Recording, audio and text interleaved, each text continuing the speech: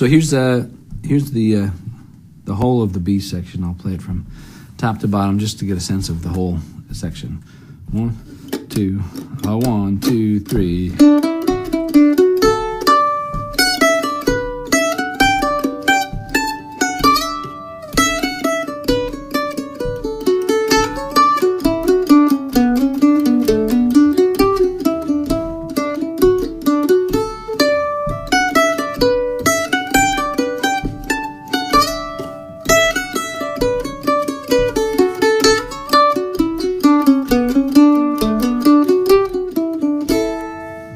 So it's cool. It's kind of a twisty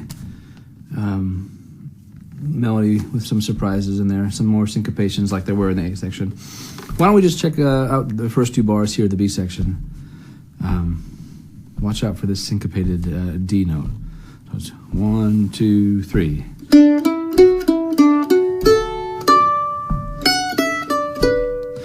One, two, three.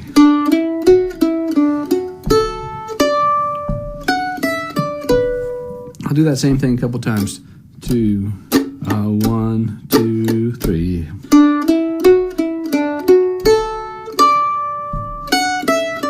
And of course, when you're syncopating that, when you hit that D note and it hangs over into the downbeat of the second bar, the next 8th note, starting on the end of 1, you want to start with an upstroke. 1, 2, 3.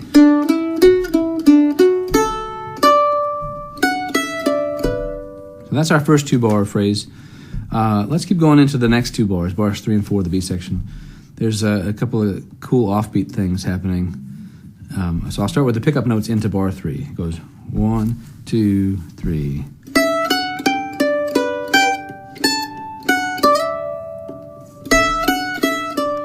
And then, of course, those last few 8th notes would lead into the notes that start on bar 5, but we'll just check out this little 2-bar phrase here for a moment. Same thing, 1, 2, 3.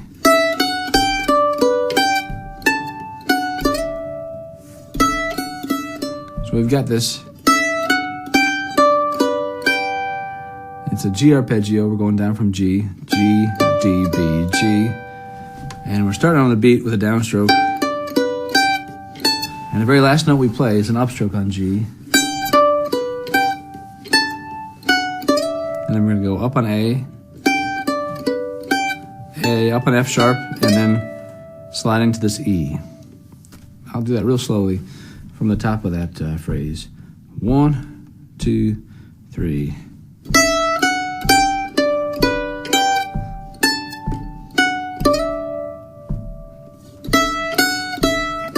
One, 2, same thing, 3.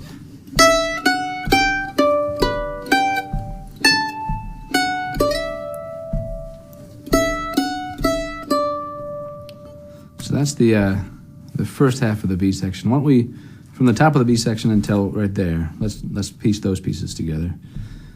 1, 2, 3.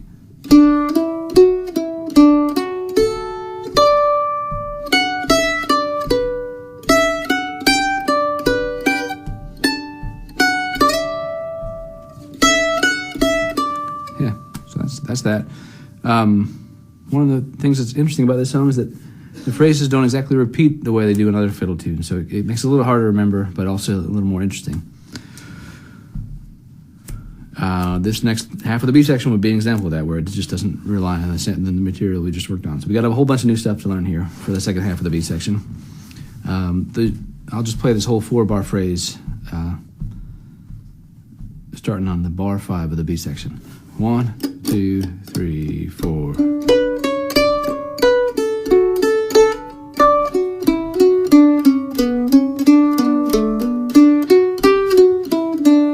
Comes again. 1, 2, 3, 4.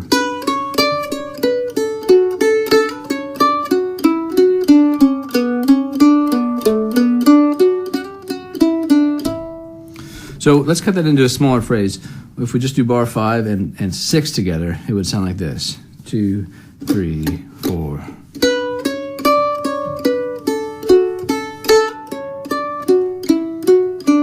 So one thing to watch out for, like I said in the A section, is sometimes we get acclimated to not repeating notes. And it can be easy to think that we've just played an A note, so now the next note won't be A. But in this case, we want to repeat the A.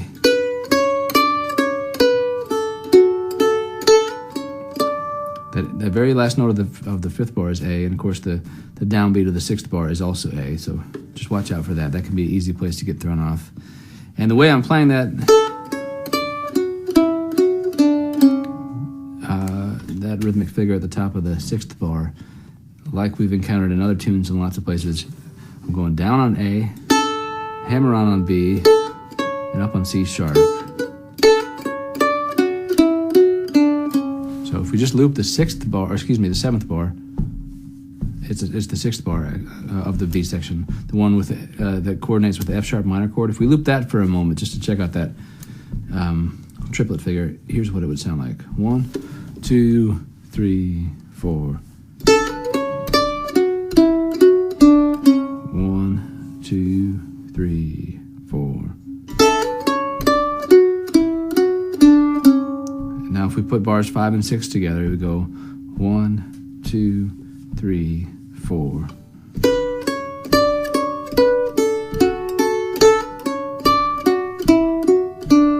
One, two, same thing.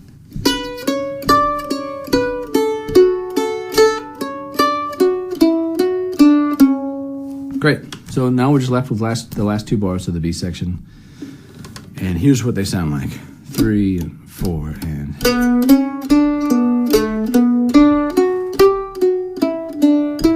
I think we're not used to having that note, that G note, against a D chord in this part of the phrase.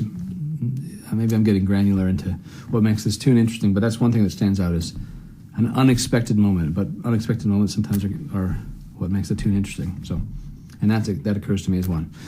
Here's the last two bars again. I'll do it real slow. 3 and 4 and...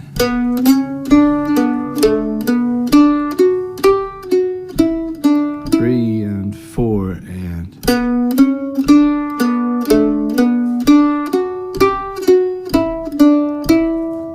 So we got a notey B section. Let's try and put all these notes together. So from the top of the B section, with pickup notes, 1, 2, 3.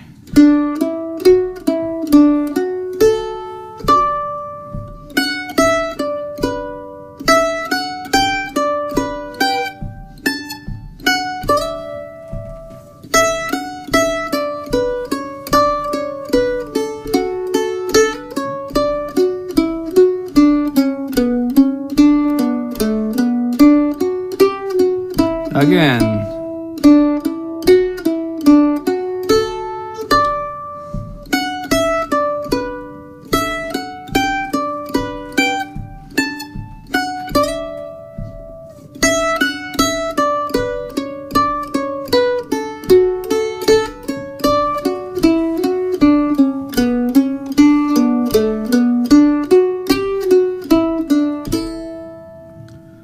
So that's our B section.